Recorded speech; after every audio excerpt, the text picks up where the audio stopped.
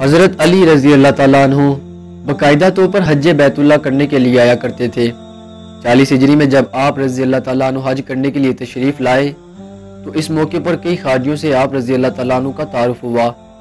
خارجی لوگ تو پہلے ہی حضرت علی کی خلافت کو برحق نہیں سمجھتے تھے، اس لیے وہ حضرت علی رضی اللہ تعالیٰ عنہ کے در پہ ہو گئے۔ خارجیوں نے جنگ نہروان میں حضرت علی رضی اللہ تعالیٰ عنہ کے ساتھ مقابلہ کیا تھا، جس میں ان کو شکست ہوئی، مگر وہ اپنی شرارتوں سے باز نہ آئے اور اندرونی طور پر عوام کو تنگ کرتے رہے، جس کی وجہ سے حضرت علی رضی اللہ تعالیٰ عنہ کی خلافت کمزور ہوتی گئی۔ پھر حج کے موقع پر عبد الرحمن بن ملجم، برق بن عبداللہ، عمر بن بکر التمیمی اکٹھے ہوئے تو انہوں نے باہم مل کر یہ مشورہ کیا کہ لڑائیوں کے باعث جو حشر ہو رہا ہے وہ تو عبرت ناک ہے، آرام اس وقت تک نہ آئے گا جب تک تینوں افراد یعنی حضرت علی، حضرت امیر معاویہ اور حضرت عمر بن عاص گورنر مصر رضی اللہ تعالیٰ عنہ کو قتل نہ کر دیا جائے۔ پھر ان تینوں نے اپنے اپنے مقتولین کا درد انگیز الفاظ میں ذکر کیا۔ ابن ملجم کہنے لگا کہ میں حضرت علی رضی اللہ تعالیٰ عنہ کو قتل کروں گا، برق بن عبداللہ کہنے لگا کہ میں حضرت امیر معاویہ کو، اور عمر بن بکر التمیمی کہنے لگا کہ میں حضرت عمر بن عاص رضی اللہ تعالیٰ عنہ کو قتل کروں گا۔ ان تینوں افراد نے الگ الگ تینوں نمایاں شخصیات کی قتل کی ذمہ داری قبول کر لی اور باہمی عہد و پیمان کے ساتھ رمضان مبارک کی 17 تاریخ مقرر کر کے اپنے اپنے مشن کی تکمیل کے لیے روانہ ہو گئے۔ عبد الرحمن بن ملجم حضرت علی رضی اللہ تعالیٰ عنہ کو قتل کرنے کے لیے کوفہ کی طرف روانہ ہو گیا۔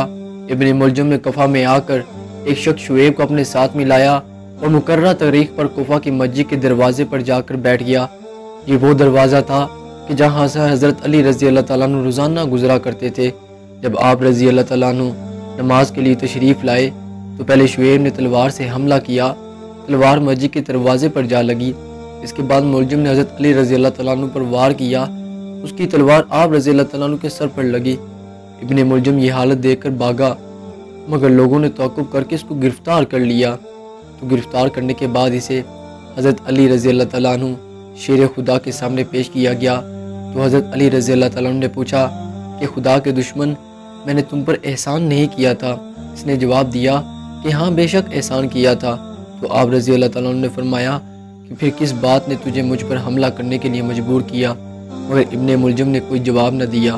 پھر حضرت علی رضی اللہ تعالیٰ عنہ نے اپنے بیٹوں سے فرمایا کہ اگر میں مر گیا تو اسے قتل کر دینا، مگر اس پر ایک ہی وار کرنا، کیونکہ اس نے مجھ پر ایک وار کیا ہے، اور اگر میں زندہ رہا تو میں اسے خود سمجھ لوں گا۔ پھر اس کے بعد آپ نے اپنے بیٹوں کو یہ نصیحت کی کہ میں تمہیں چند باتوں کی وصیت کرتا ہوں۔ اللہ کا تقوی اختیار کرنا، دنیا سے دل نہ لگانا، کسی ایسی چیز کی جو تمہاری دستر سے باہر ہو اس کی خواہش نہ کرنا، ہمیشہ سچ بولنا اور یتیموں پر رحم کرنا۔ دشمن کا لگایا ہوا زخم جان لیوا ثابت ہوا۔ اسی طرح حضرت علی امیر المومنین رضی اللہ تعالیٰ عنہ 21 رمضان مبارک کو اپنے خدا حقیقی سے جا ملے۔ آپ رضی اللہ تعالیٰ عنہ کا مزار نجف شریف میں تعمیر کیا گیا، جو کہ ہر خاص و عام کی مرجع خاص بنا ہوا ہے۔ آپ رضی اللہ تعالیٰ عنہ کی شہادت کے وقت عمر 63 سال کی تھی۔ جزاک اللہ خیرہ۔